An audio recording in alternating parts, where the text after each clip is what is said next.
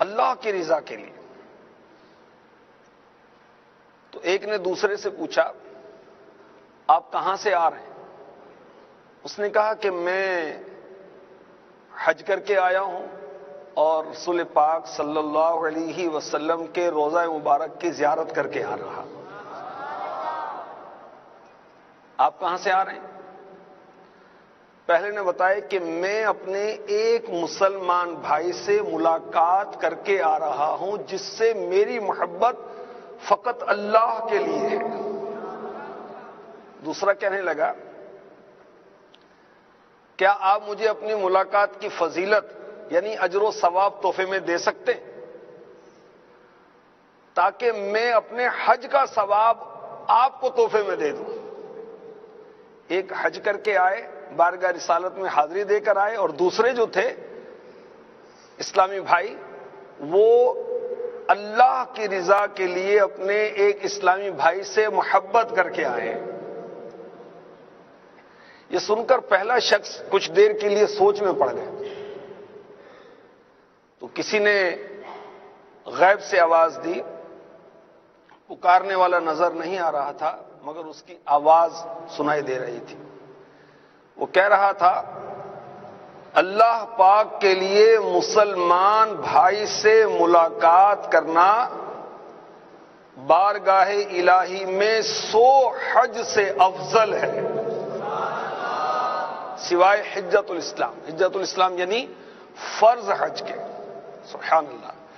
تو اپنے مسلمان بھائی سے اللہ تبارک و تعالی کی رضا کے لیے ملاقات کرنے کی دیکھیں کتنی فضیلت. اب ملاقات ہو کس لیے؟ اللہ کی رضا کے لیے, کسی اور ذاتی چکر کے لیے نہ ہو. تو جو باہم ہمارے ایک دوسرے کے حقوق ہیں, امام غزالی رحمۃ اللہ تعالی علیہ نے, یہ احیاء العلوم کی دوسری جلد میرے ہاتھوں میں ہے, اور یہ وہ کتاب ہے کہ جب سے یوں کہیے کہ دعوت اسلامی شروع ہوئی ہے امیر اہل سنت اس کے پڑھنے کی ترغیب دلاتے ہیں, اور واقعی جو اس کو پڑھ کر عمل کر لے تو وہ صوفی باصفا ہو جائے گا. امام غزالی رحمۃ اللہ تعالی علیہ لکھتے ہیں کہ مسلمانوں کے باہم جو حقوق ہیں اجازت لیے بغیر نہ جائے بلکہ 3 بار اجازت طلب کرے. اگر اجازت ملے تو, اجازت نہ ملے تو واپس لوٹ آئے.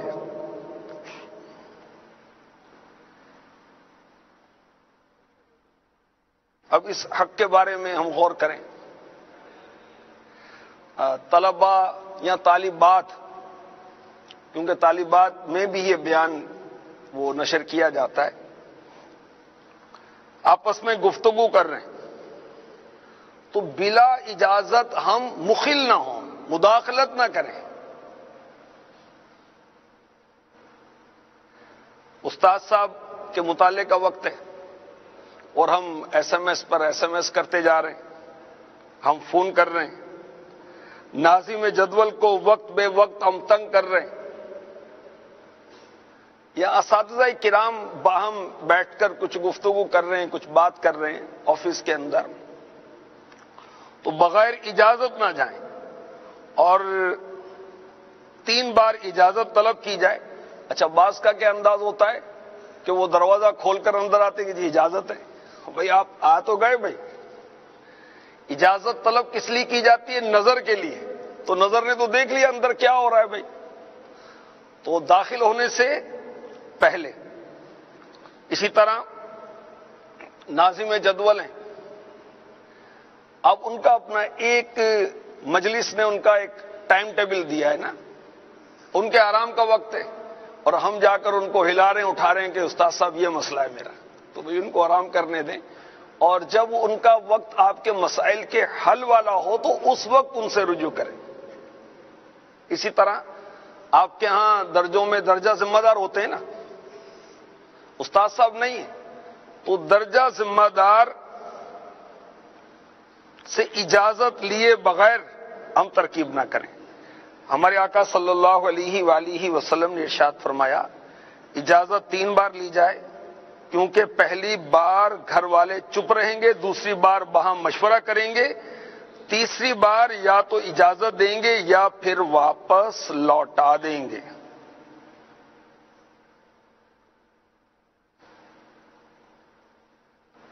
مسلمانوں کے باہم جو حقوق ہیں اس کو پیش نظر رکھتے ہوئے ہی طلباء یہ غور کریں گے کہ ہمارے آپس میں ایک دوسرے کے کیا حقوق ہیں۔ امام غزالی رحمۃ اللہ تعالی علیہ نے لکھا کہ ہر ایک سے اچھے اخلاق کے ساتھ پیش آئے اور ان کے مقام و مرتبے کا خیال رکھے۔ اگر کسی جاہل کے ساتھ علمی گفتگو کرے، کسی ان پڑھ کے ساتھ فقہی گفتگو کرے، کم پڑھے لکھے کے ساتھ فصاحت و بلاغت سے بھرپور گفتگو کرے تو انہیں بھی تکلیف دے گا اور خود بھی تکلیف اٹھائے گا۔ تو یہ بھی ہمارے باہم حقوق میں سے ہیں نہ۔ ہمیں یہ کہا گیا کلم الناس علی قدر عقولہم، لوگوں سے ان کی عقلوں کے مطابق کلام کرو۔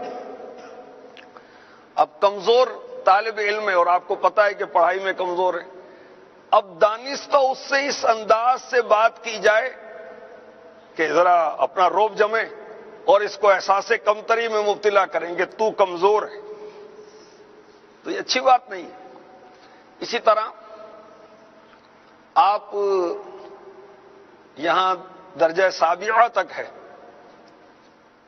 آپ سادسہ میں خامسہ میں اور پہلے دوسرے درجے والے، آپ اس کو کمتر جانیں یا اس سے وہ گفتگو کریں جو اس کی سمجھ کے مطابق نہیں بیچارے گے، تو یہ درست نہیں۔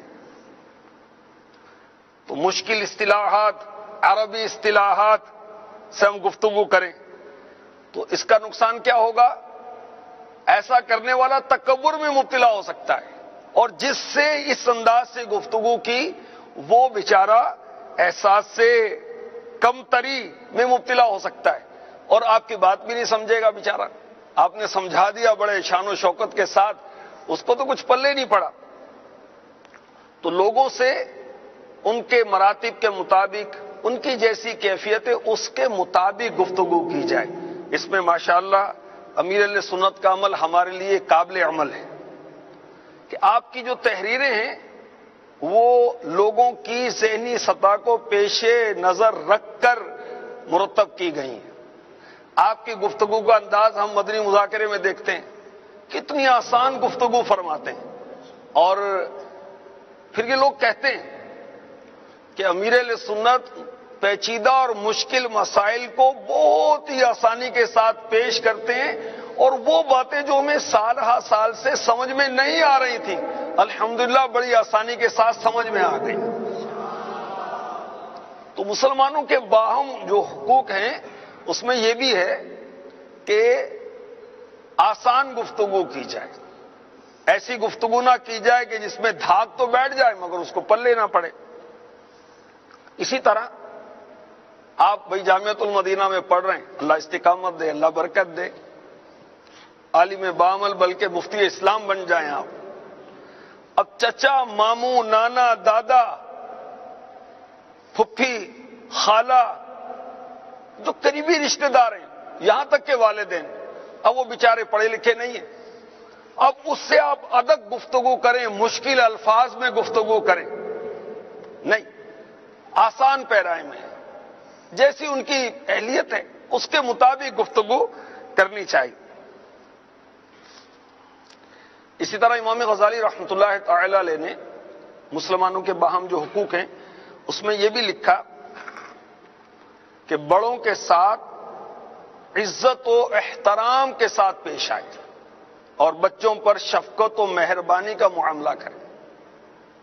تو ہمارے جامعۃ المدینہ کے طلباء کرام اور جامعۃ المدینہ للبنات کی طالبات، ان کو کیا کرنا چاہیے کہ بڑوں کے ساتھ عزت و احترام۔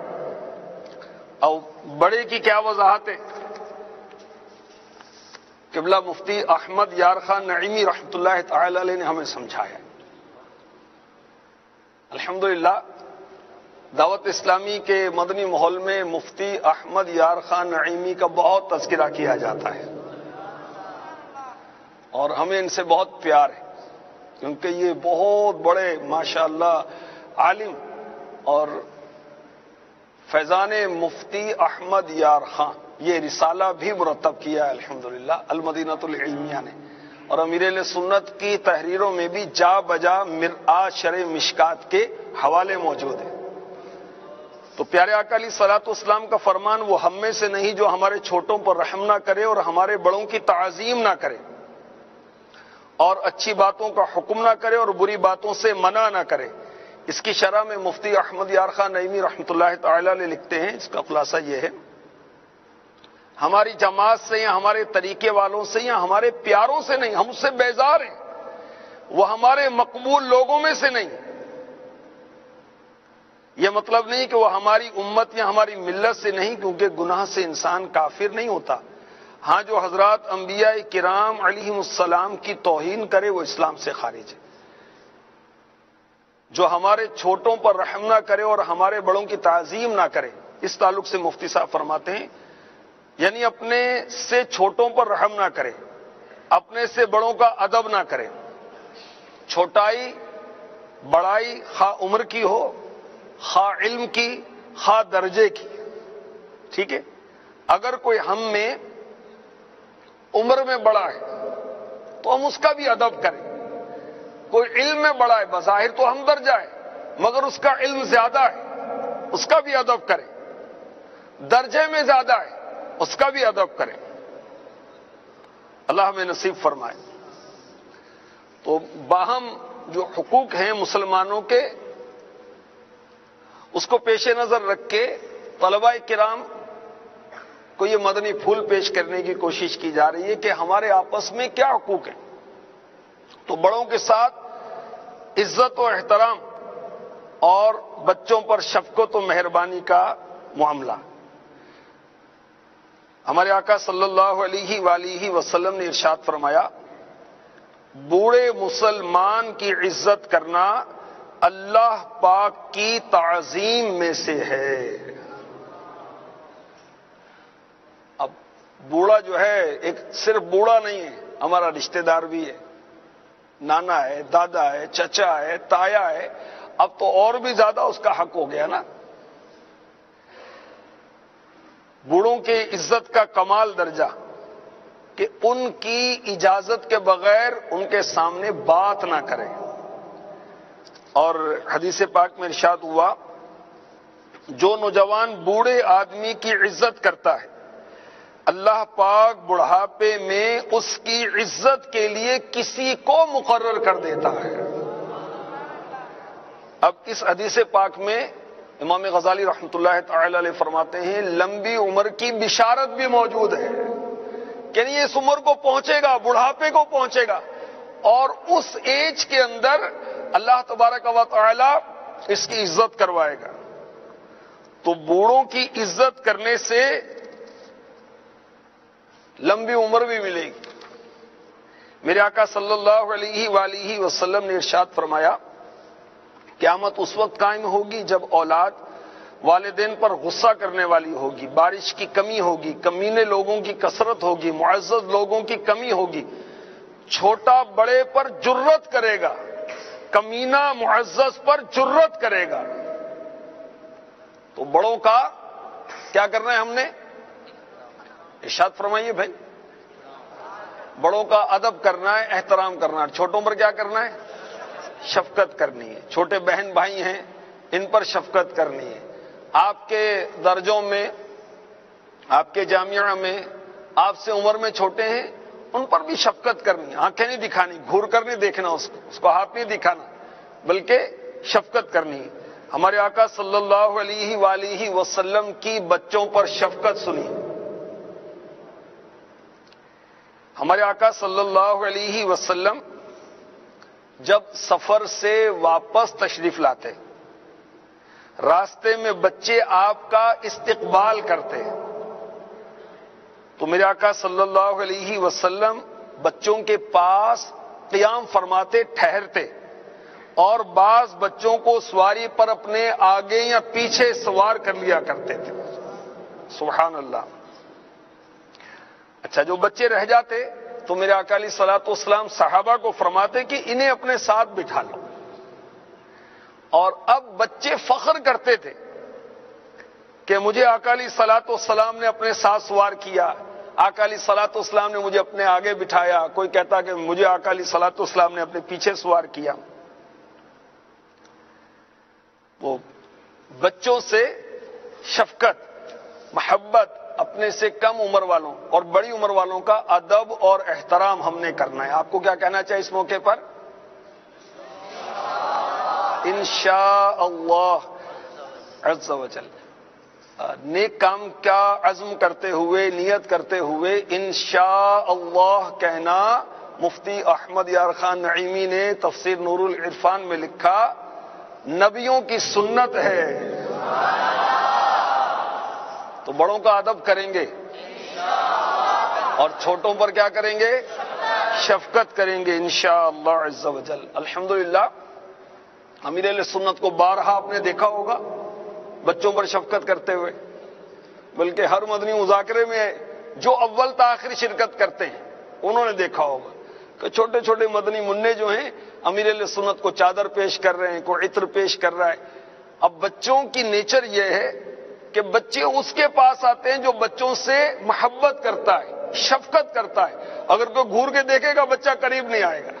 گھر کے افراد میں بھی اب بچے بڑے پیارے لگتے ہیں تو وہ یوں کرتے کہ آ جاؤ بھائی، نہیں آتا بچہ، کیونکہ پہلے شفقت نہیں کرتا اس پر. اگر شفقت کرنے والا ہوگا تو بچہ خود اس کی طرف دوڑا چلا آتا ہے، اس کو دیکھ کر اسے لپٹ جاتا ہے.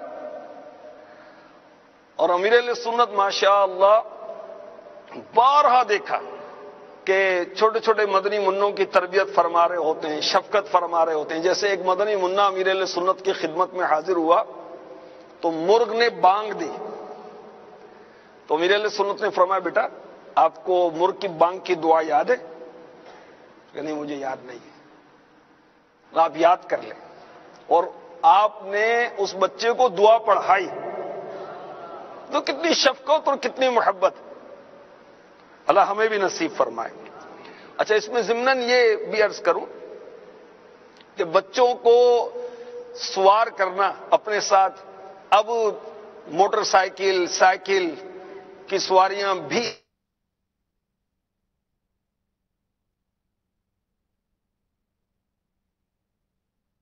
یعنی ایک موٹر سائیکل پر تین تین بیٹھے ہوں، یہ تو بد اخلاقی لگتی، بلکہ یقیناً بد اخلاقی. اور کیسے چپک چپک کر بیٹھے ہوں گے. اتنی سی تو موٹر سائیکل ہوتی، اس کی سیٹ کتنی ہوتی؟ اتنی سی تو ہوتی، اس میں تین بیٹھے ہوئے ہیں تو کیفیت کیا ہوگی؟ دو بیٹھے تو اس میں بھی دونوں کے درمیان کوئی تکیہ کوئی چیز رکھی ہونی چاہیے. امیر اہل سنت کی تربیت یہ ہے. اور آج کل کے نازک دور کے اندر اگر آپ کسی ان نون بچے کو اپنے ساتھ بٹھا لیں گے تو ظاہر پھر الزام دیے جائیں گے، لوگ بدگمانیاں کریں گے. استغفر اللہ. تو ہمیں یہ احتیاط کرنی ہے. ہمارے آقا صلی اللہ علیہ وآلہ وسلم بچوں پر کتنے مہربان تھے. مزید سنیے، میرے آقا صلی اللہ علیہ وسلم کی بارگاہ میں چھوٹے بچے لائے جاتے تو میرے آقا علیہ الصلوۃ والسلام انہیں پکڑ کر گود میں بٹھا لیتے. صحابہ کیوں لے کر آتے تھے چھوٹے بچوں کو؟ برکت کے لیے اور پیارے آقا صلی اللہ علیہ وسلم سے نام رکھوانے کے لیے. یہاں تک کہ اگر کوئی نا سمجھ بچہ پیشاب کر دیتا اور یہ دیکھ کر حاضرین میں سے کوئی سختی کرتا تو میرے آقا علیہ الصلوۃ والسلام کمال شفقت سے فرماتے، بچے کا پیشاب مت روکو. اللہ اکبر. یہاں تک کہ تو بچے کو چھوڑ دیا جاتا، یہاں تک کہ بچہ پیشاب سے فارغ ہو جاتا. اور میرے آقا صلی اللہ علیہ وسلم دعا فرماتے، نام رکھتے اور بچے کے بارے میں اس کے گھر والوں کو خوشی پہنچاتے تاکہ وہ یہ نہ سمجھیں کہ آپ کو اس کے پیشاب کرنے سے تکلیف ہوئی. اور جب وہ چلے جاتے تو میرے آقا صلی اللہ علیہ وآلہ وسلم اپنے کپڑوں کو دھو ڈالتے۔ تو امام غزالی رحمۃ اللہ تعالی علیہ ہماری تربیت فرما رہے ہیں کہ مسلمانوں کی جو باہم حقوق ہیں اس میں یہ بھی ہے کہ بڑوں کا کیا کیا جائے؟ ادب کیا جائے۔ کیا کیا جائے؟ ادب کیا جائے، احترام کیا جائے، اور چھوٹوں پر کیا کی جائے؟ شفقت کی جائے۔ بڑوں کے اندر ہمارے والدین بھی ہیں، بڑے بہن بھائی بھی ہیں، ماموں بھی ہیں، چچا بھی ہیں، نانا بھی ہیں، دادا بھی ہیں، اور خالہ بھی ہیں، پھپھی بھی ہیں، استاد صاحب بھی ہیں، ہمارے پیر و مرشد بھی ہیں، ناظم صاحب بھی ہیں، بلکہ آپ کے جامعۃ المدینہ کے جو طباخ ہیں، جو کک ہیں، وہ بھی عام طور پر آپ سے عمر میں بڑا ہے نا بھائی، کہ یہ تو بھی چوکیدار ہے، یہ تو کھانا پکانے والا ہے، اب اس کو اوئے اوئے نہیں، اس کا بھی نام ہمارے ہاں امیر اہل سنت کی جو تربیت ہے بھائی، ٹھیک ہے، زید بھائی، عمر بھائی، خالد بھائی، تو یوں بھائی کے ساتھ، بھائی کی اضافت کے ساتھ نام لیا جائے، ادب و احترام کا یہ بھی ایک تقاضا ہے۔ ایک حق یہ بھی امام غزالی رحمۃ اللہ تعالی علیہ نے لکھا کہ تمام مخلوق کے ساتھ حشاش بشاش اور نرم مزاج رہے، سب کے ساتھ باہم آپس میں نرمی، شفقت، حشاش بشاش رہے، فریش خوشگوار موڈ میں رہے، مذاق مسخری کرتا رہے، یہ مراد نہیں ہے، مگر یہ کاٹنے کو تو نہ دوڑے نا بھائی، کہ اس کو یوں دیکھ رہا ہے تو اس کو یوں کر رہا ہے تو اس کو دو سنا دی، یہ نہیں، فریش رہے۔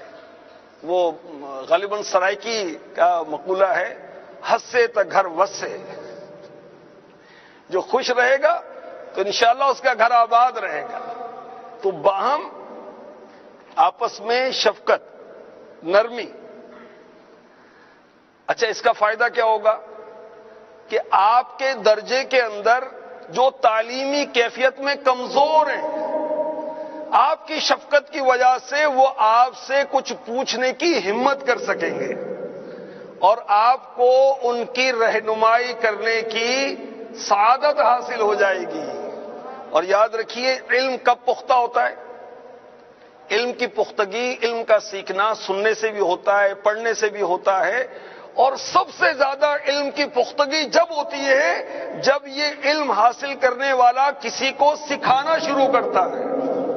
آپ اپنے اساتذہ سے پوچھ لیں کہ جب انہوں نے بطور استاد پڑھانا شروع کیا، اب علم کی پختگی پیدا ہوئی۔ ایک استاد صاحب کے بارے میں مجھے بتایا تھا کسی نے کہ وہ فلاں سبجیکٹ کے اندر اتنے مضبوط نہیں تھے، مگر جب انہوں نے ماشاءاللہ تدریس کی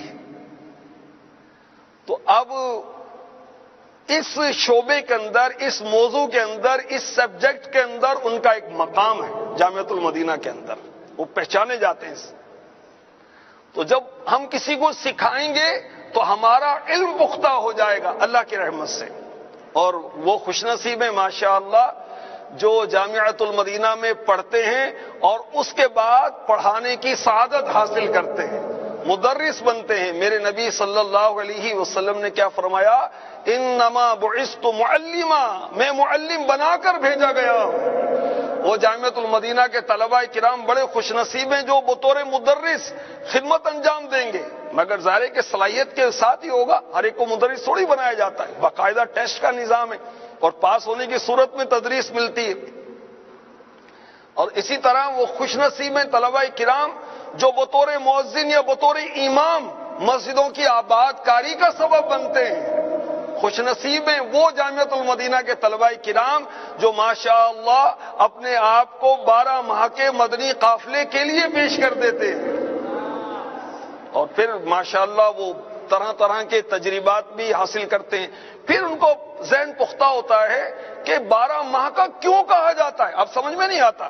جب وہ انٹیریئر میں جاتے ہیں، دیہی علاقوں میں جاتے ہیں، تو پتہ چلتا ہے ویلیجز میں، گاؤں میں، چکوں میں، پنڈوں میں، تو جا کے پتہ چلتا ہے کسی کو نماز پڑھنی نہیں آتی، کسی کو دعائے قنوت یاد نہیں ہے، کسی کو سجدہ کرنے کا پتہ نہیں ہے۔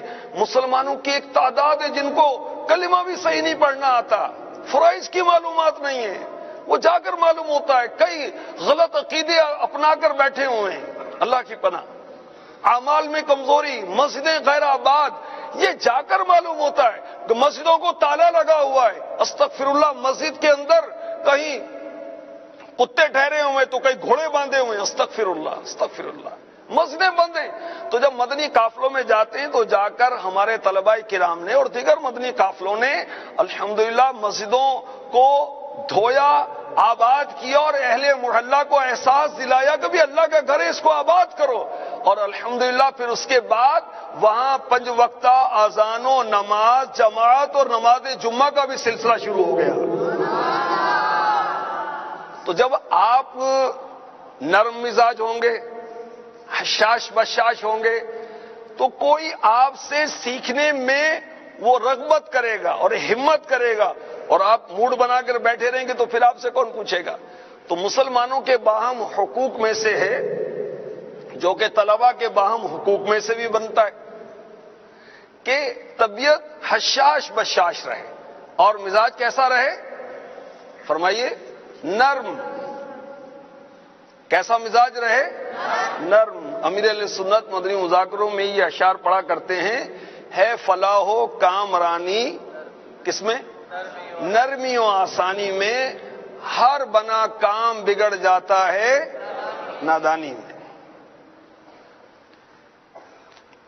تو ہم درجہ جو آپ کے طلباء ہیں یا جامعۃ المدینہ میں آپ کے ساتھ پڑھنے والے ہیں، وہ آپ سے تعلیمی طور پر کچھ پوچھنا چاہتے ہیں، کوئی تنظیمی طور پر پوچھنا چاہتے ہیں. بعض ماشاءاللہ ہمارے طلباء کرام وہ تنظیمی ذمہ داریوں پر بھی ہوتے ہیں، دعوت اسلامی کی ذمہ دار ہوتے ہیں، 12 مدنی کام کرتے ہیں. اب دوسرے کو شوق ہوا کہ بھی میں بھی سیکھوں کہ مدنی دورہ کیا ہوتا ہے. اب وہ پوچھے گا کب؟ جب آپ کا رویہ نرم ہوگا، آپ کا مزاج حشاش بشاش ہوگا، جب ہی وہ پوچھے گا.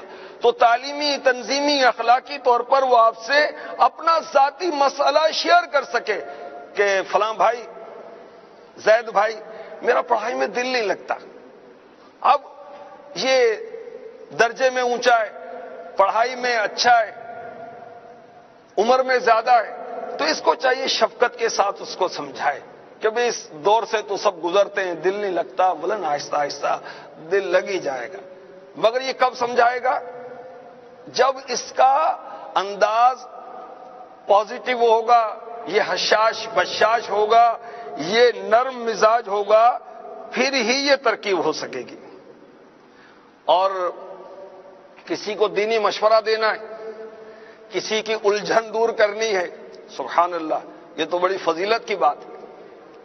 وہ طلباء کرام جو ماشاء اللہ 12 مدنی کام کرتے ہیں، اسلامی بھائیوں پر انفرادی کوشش کرتے ہیں، مدنی ماحول سے وابستہ کرتے ہیں، ان کو نمازی بناتے ہیں، الحمدللہ غوث پاک کا مرید بناتے ہیں، انہیں گناہوں سے بچاتے ہیں، بڑے خوش نصیب ہیں. حضرت سیدنا امام مالک بہت عظیم شخصیت، مجتہد مطلق، اور کتنے بڑے عاشق رسول، سبحان اللہ. میں نے پڑھا حضرت امام مالک رحمۃ اللہ تعالی علیہ فرماتے ہیں، میری کوئی رات ایسی نہیں جس میں نے سرکار کی زیارت نہ کی ہو صلی اللہ تعالی علیہ وسلم. میرے گھر میں بھی ہو جائے چراغاں یا رسول اللہ. کتنے بڑے عاشق رسول ہیں. آپ نے دنیا سے پردہ فرمایا تو آپ کے آخری کلمات کیا تھے؟ سنیے. آپ نے کسی کا قول نقل کیا، کسی شخص کو نماز کے مسائل بتانا روئے زمین کی تمام دولت کو صدقہ کرنے سے بہتر ہے. مدنی کاموں کی ذمہ داری ہوگی تو کسی کو بتائیں گے نا. آپ کا مزاج نرم ہوگا، طبیعت فریش ہوگی، حشاش بشاش رہیں گے. اب یوں موڈ بنا کر بیٹھے ہوئے تو لوگ غصے میں بیٹھا ہوا بھائی، اس کے قریب نہیں جانا، پتہ نہیں کیا کر دے گا، یہ سنا دے گا. اور مسکراتے رہیں گے تو انشاءاللہ لوگ قریب آئیں گے. امیر علیہ سنت کو ہم نے مسکراتے دیکھا نا بھائی. جس کی تسکین سے روتے ہوئے ہنس پڑے، اس تبسم کی عادت پہ لاکھوں سلام. میرے آقا علیہ الصلوۃ والسلام کی سنت ہے. اور ادائے سنت کی نیت سے مسکرائیں گے ثواب پائیں گے۔ تو کسی شخص کو نماز کے مسائل بتانا روئے زمین کی تمام دولت کو صدقہ کرنے سے بہتر ہے، یہ قول امام مالک رحمۃ اللہ تعالی علیہ نے بیان کیا دنیا سے پردہ فرماتے ہوئے۔ کسی شخص کی دینی الجھن دور کرنا 100 حج کرنے سے افضل ہے۔ کسی شخص کو حق کی طرف رہنمائی کرنا، سنت کی طرف متوجہ کرنا، دینی مشورہ دینا 100 غزوات میں جہاد سے بہتر ہے۔ انشاءاللہ ہم 12 مدنی کام بھی کریں گے۔ رسالہ پڑھا ہے کسی نے 12 مدنی کام؟ جنہوں نے پڑھا ہے ہاتھ اٹھائیں۔ تو کس طرح کریں گے 12 مدنی کام بھائی؟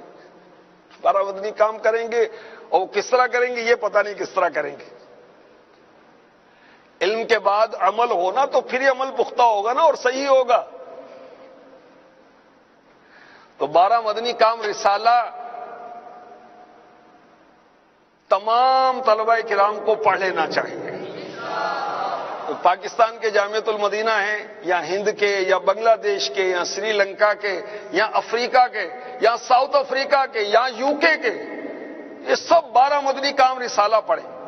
اور جو جامعۃ المدینہ کی طالبات ہیں 8 مدنی کام اسلامی بہنوں میں جو ہوتے ہیں اس کا مطالعہ کریں۔ انشاءاللہ اس کا رسالہ بھی آئے گا۔ 12 مدنی کاموں کا رسالہ تو آ چکا، بلکہ مزید جو مدنی کام ہیں اس کے تعلق سے بھی الحمدللہ مدنی رسائل آ رہے ہیں، جیسے مدنی دورہ، چوک درس، صدائے مدینہ، اور انشاءاللہ ابھی رسالہ کچھ ہی دنوں میں آنے والا ہے بعد فجر مدنی حلقہ۔ اس کے بعد آئے گا انشاءاللہ عز و جل ہفتہ وار اجتماع، انشاءاللہ عن قریب مدرسۃ المدینہ بالغان۔ اس طرح کے 12 مدنی کاموں کے 12 رسائل آئیں گے تاکہ دعوت اسلامی والے، ہم دعوت اسلامی والے ہیں نا بھائی، دعوت اسلامی والے دعوت اسلامی کا مدنی کام کرنا سیکھیں۔ پہلے دعوت اسلامی والے یا جامعۃ المدینہ والے؟ ذرا آواز سے فرمائیں بھائی۔ دعوت اسلامی والے۔ اور حقیقت یہ ہے کہ آپ دعوت اسلامی والے تھے جبھی تو جامعۃ المدینہ میں آئے۔ ابا نے بھیجا یا دادا نے بھیجا ہوگا، بڑے بھائی نے بھیجا ہوگا، کیونکہ وہ دعوت اسلامی والے تھے، وہ عطاری تھے، وہ عطار سے پیار کرنے والے تھے۔ تو دعوت اسلامی کا مدنی کام ہم نہیں جانتے، 12 مدنی کام کس طرح کرنے ہوتے ہیں ہم نہیں جانتے، تو پھر کریں گے کیسے؟ تو مسلمانوں کے باہم حقوق اور آپس میں طلبہ اور جو طالبات ہیں ان کے آپس میں جو معاملات ہوں، جو آپس میں ان کے حقوق ہیں، اس میں ایک یہ بھی ہے کہ نرم مزاج رہیں، حشاش بشاش رہیں۔ میرے آقا صلی اللہ علیہ وسلم نے ارشاد فرمایا، جانتے ہو جہنم کس پر حرام ہے؟ صحابہ نے عرض کی اللہ اور اس کا رسول بہتر جانتے ہیں عز و جل و صلی اللہ تعالی علیہ وسلم۔ ارشاد فرمایا، نرم زبان، نرم طبیعت، درگزر کرنے والے اور ملن سار پر جہنم حرام ہے۔ جہنم حرام ہے کس پر؟ جو نرم زبان ہے۔ جہنم حرام ہے کس پر؟ جو نرم طبیعت ہے۔ جہنم حرام ہے اس پر جو معافی کر دینے والا ہے، درگزر کرنے والا ہے۔ جہنم حرام ہے اس پر جو ملن سار ہے۔ نرم مزاجی، کیا نرم مزاجی ہے بھائی؟ یہ کیا ہوتی ہے؟ ہم اپنے معاملات میں نرم ہوں۔ بعض ہوتے ہیں نا کہ ان سے بات کرنے میں جھجک نہیں ہوتی، ڈر نہیں لگتا، اور بعض ایسے ہوتے ہیں کہ یار اس سے میں نہیں بات کروں گا، کرے اس کو اس سے نہیں کروں گا میں۔ تو پتہ چلا جس سے لوگ بات کرنا پسند نہیں کرتے یہ نرم مزاج نہیں ہے۔ اگر نرم مزاج ہوتا تو لوگ وہ ہمت کرتے اس سے بات کرنے کی۔ تو ہمیں نرم مزاج ہونا ہے۔ میرے آقا صلی اللہ علیہ وآلہ وسلم نے ارشاد فرمایا، اللہ پاک دینی اور دنیاوی امور میں آسانی کرنے والے کشادہ روح کو پسند فرماتا ہے۔ ایک شخص نے عرض کیا رسول اللہ صلی اللہ تعالی علیہ وآلہ وسلم مجھے کوئی ایسا عمل بتائیے جس کے سبب میں جنت میں داخل ہو جاؤں۔ فرمایا مغفرت کو لازم کرنے والے امور میں سے سلام کو عام کرنا اور اچھا کلام کرنا ہے۔ حضرت عبداللہ بن عمر رضی اللہ عنہما فرماتے ہیں بے شک نیکی کا ایک آسان کام ہے، یعنی خندہ پیشانی سے پیش آنا اور نرم گفتگو کرنا آسان نیکی ہے۔ اس نیکی میں کیا مشکل ہے بھائی؟ اگر ہم مسکرائیں گے تو کیا کوئی بل آئے گا؟ کوئی خرچہ ہوگا؟ اگر ہم کسی سے حسن اخلاق سے پیش آئیں گے تو کیا ہوگا؟ کیا مشقت ہے کس پہاڑ پہ چڑھنا بھی مسکرانے کے لیے اور اچھے اخلاق اپنانے کے لیے؟ مفت کی نیکی ہے۔ مصطفیٰ جان رحمت صلی اللہ علیہ وسلم نے ارشاد فرمایا جہنم کی آگ سے بچو اگرچہ کھجور کے ایک ٹکڑے کے ذریعے ہی، یہ بھی نہ پاؤ تو اچھی بات کہہ دو۔ اچھی بات تو کہہ سکتے ہیں، اس میں تو کوئی خرچہ نہیں ہے، صدقہ کو اللہ کی راہ میں کچھ دینا ہے، چلو اس میں تو خرچہ ہوگا، اس میں کیا خرچہ ہے؟ تو مسلمانوں کے جو باہم حقوق ہیں، طلباء کے اور طالبات کے جو باہم حقوق ہیں، کچھ عرض کیے، کچھ اس کی دہرائی کرتے ہیں تاکہ ذہن نشین رہے۔ ایک حق یہ ہے کہ ان کی اجازت کے بغیر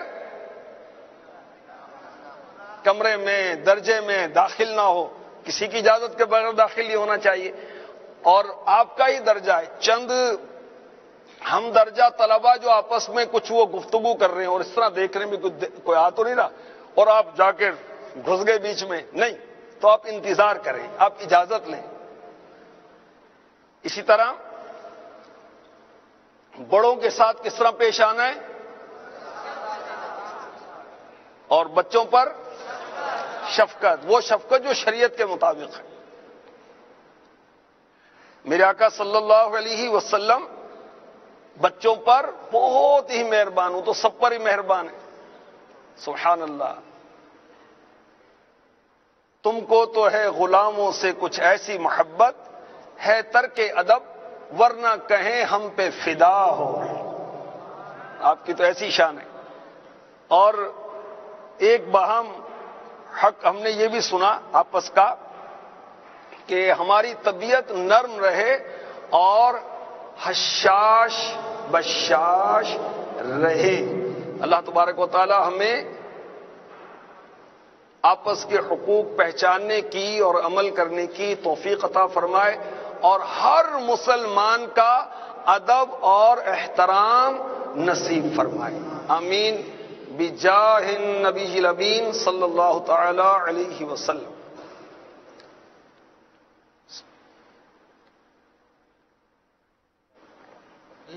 کا ہو جذبہ عطا یا الہی، گناہوں سے مجھ کو، گناہوں سے مجھ کو بچایا